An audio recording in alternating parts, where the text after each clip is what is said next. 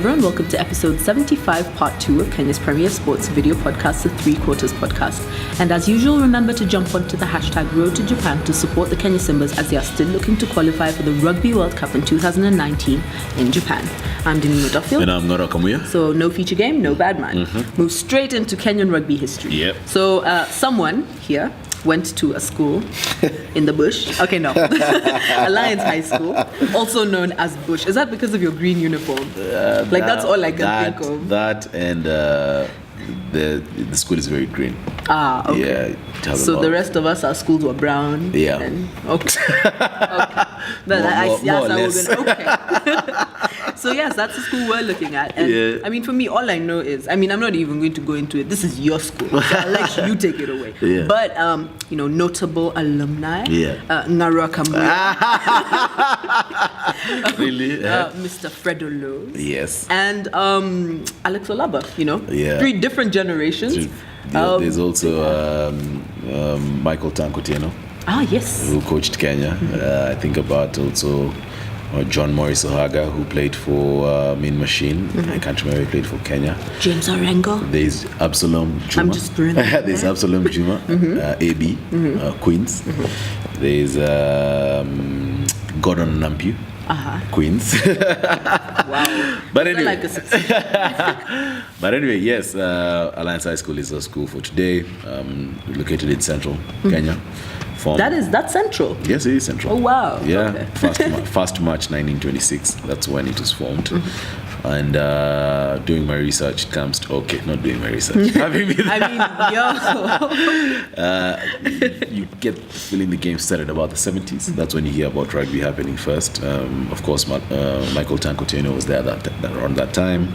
Engineer Mesha Kidenda was also one of the guys who was there at that time.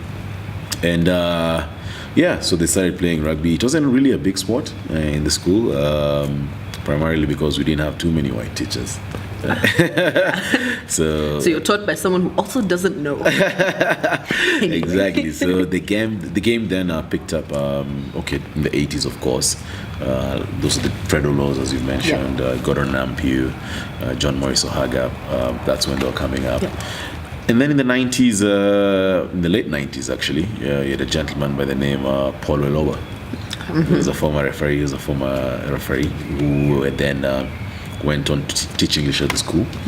And he revived the game. And the game picked up, and the game became big. And they're also known as the Bushbacks. This name was actually given by a gentleman called Kimani Tharao. He's the one who came up with that name, Bushbacks. So they play, like I'm saying, in the central region. They've represented Central a couple of times at the national games. When I was there, 3 of the 4 years. Then there was that one Mangu team that was very good in 2006. So 3 of the 4 years of the ones who represented Central Kenya. They've won the Prescott Cup thrice. 2003, first time against a Lenana school, a team that was led by Sydney Ashoya, by the way. 2003, then 2013, I think the person who was the standout player in that Alliance team was Alex Olaba. And 2015, I can't remember seeing anyone who's playing now who played in that team. Yep.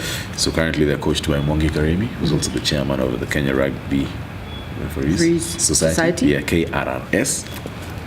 And that's our team for this week. Yep. Yeah. So now we move on to shorter version of the game, Yes. Paris Sevens. Yeah. So Shujaa's performance. Our first game was against New Zealand. Oh, actually, let's start off with the pool. Guys were like, this is the pool of death. How can we go and win the challenge trophy? And then, we ended up in basically the pool of death. Yeah. But it wasn't a bad performance from the boys. It wasn't. We started off with a 5-24 loss to New Zealand. Yes. Which, to New Zealand, it's okay. Yeah. Then we played Fiji, where we beat them 22-19. Yes. And then we played Samoa, where we beat them 24-10. Yeah. So on just points like, wins and losses, we were actually at the same, whatever as a top, we were top 3, basically. We're all tied, but then it goes down to points difference. Yes. And that is how we ended up in the Challenge Trophy quarters. Exactly. But very well done to the boys. Yeah. Challenge Trophy quarters, we lost to Argentina, 19-12. Then in the 13th place semi, we played Russia, where we beat them 26-14. Yeah. And then in the 13th place playoff, playoff, we played Scotland, beat them 21-20. Yeah. So season tally, we have 104 points. Yes. We reached our target last weekend, which was 100 points. Well done to the boys. Yes. I think for the last tournament, I think this was not a shabby performance. I mean, we were knocked out basically just because of mathematics. True. And the game that we did lose was one that we normally lose, to be honest. I mean, we beat Fiji. Let's just be happy. Yeah, and broke their 26-match unbeaten record. Yes. Yeah. So very well done to the boys. Yeah, just in that Fiji game, a couple of misconversions from Eden Aguero, which I think would have affected the points difference and therefore would have made it to the main cup quarters.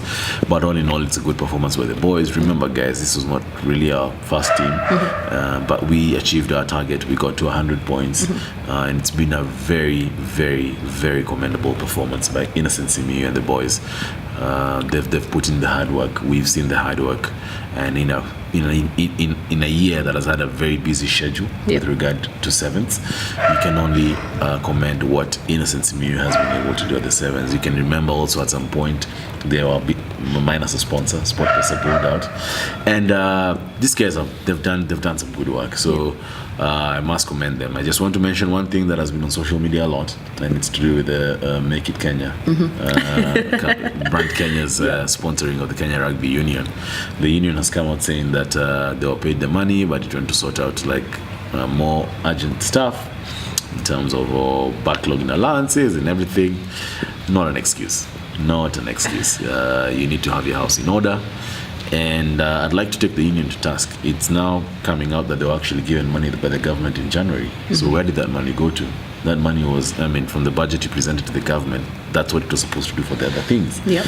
So these are the issues we keep on raising. But look, our boys have done us proud, and we can only wish them the best as they start preparing for the World Cup that's going to be in San Francisco later on in July. Yep, definitely. Yeah. I mean, that's just a showcase. It shows us basically support someone from the beginning. Like at the beginning, it was tough for Innocent Simiyu and the boys. He had a slightly weakened team. Yes. He didn't have a strength and conditioning coach at the beginning, and they worked their way towards what they wanted. And all they needed is that little bit of belief, that bit of support. Yes. Through everything and all the adversity, they've come out on top. That's true. So very well done to the boys. Well, that's very true. Yep. Yeah. So we move on to the international rugby scene, and Super Rugby takes a break. Yeah. We start the July tests, and boy, these games are just something else. Like, wow. You don't see the official expression. No, I mean. Anyway. Yes. So I'll start off with the New Zealand versus France. Yeah. Walkover. I refuse to call it a game. Yes. I mean, 52-11. Yeah. Game going to New Zealand. Yeah. And this was a game where you had the three Barrett brothers playing. Yes, yes. I mean, I if I was their father right now, I'd be like, yo. You'd be very proud. Yep. Yeah. And in the starting 15. Yep. Yeah, the Scott Barrett at number 4. You had Buden Barrett, who's been like the best player in the world for the last 2-3 years, at number 10. And you had Jody Barrett starting at number 15. So it was a good performance. There was a bit of what word would I want to use? There was a bit of apprehension as to how the All Blacks were going to perform because they're missing a couple of seasoned players. The number 1 captain, Kieran Reid, is injured, so Sam Whitelock had to step in. Dane Coles, who's the starting hooker, was not there. A couple of guys were missing, but they were able to put on a very good performance. I remember the first 10-15 minutes, I was like, God damn, what's happening? Like, France have quick off the blocks. And then New Zealand just showing their class and taking the game away from France. And some masterful substitutions from, I think, somebody who was proving to be a tactical genius each and every year, Steve Hansen, head coach of the All Blacks. So yeah, that all in all deserved performance from the All Blacks. I thought France were going to bring up a bit of flair, with Morgan Parra and Matthew Basteron, but then new guys were unable to match up to the firepower of the All Blacks brought. Yeah. Then we had Australia versus Ireland. Yes. How was that game for you? Okay, Ireland are the form team in the north, coming up against an Australia team that really has been misfiring over the last few years. But it was not a complete performance because, look, they were playing at Suncorp Stadium. That's their best stadium in Australia. I would have expected them to stock up a bit more points. But at the end of the day, a win is a win. Yep. They know where they went wrong and they know what they need to work on going forward. And I always get disappointed when I think about this Australia team because the bulk of the guys in this Australia team were in the 2011 World Cup. And I remember saying that this was the team to watch for the future. They have really failed to live up to their expectation. Fine, they got in the 2015 World Cup final. But look, Michael Cheika and his team. Let's wait and see what happens moving forward. So the scores for that game was 18-9 in favor of Australia. Yes. Then we move on to what I would call, especially for Africans, the big one. I mean, Sia Khaleesi, first black captain ever of the Springbok team. I mean, that's like, we can put up a statue somewhere. True. Anyway, so that was very well done. And they beat England 42-39. That's very narrow. And England blew a 21-point lead. England took off quick off the blocks, a couple of tries. Elliot Daly hitting about a 60-meter penalty. And Eddie Jones had reshuffled his back three. So you had Johnny May move to number 14. Then you had Mike Brown move to number 11. And you had Elliot Daly move back to number 15. Of course, Farrell at 12, Ford at 10. So he's done a couple of mix-up, but these guys were quick off the blocks, and the crowd was very quiet. And then these guys, South Africa just got back into the game, and one of the guys who I think was a standard performer for South Africa, two guys, Faf de Klerk at number 9. And Willie Leroux at number 15.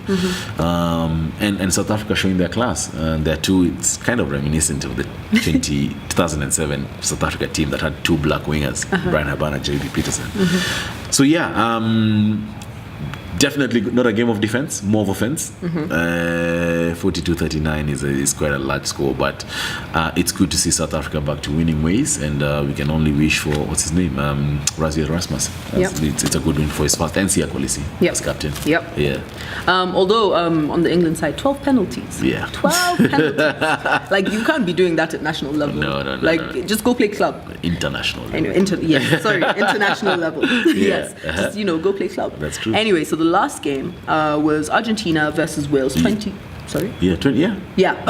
No, there was this look you gave me, and I'm like, did I do something? Anyway, so last game was Argentina-Wales, 23-10 in favor of Wales. And I mean, Wales were the bookies' underdogs. Yes, because very many of their guys have been left in Wales. Warren Gatland took a fairly new team, but they were able to put up a win in Argentina.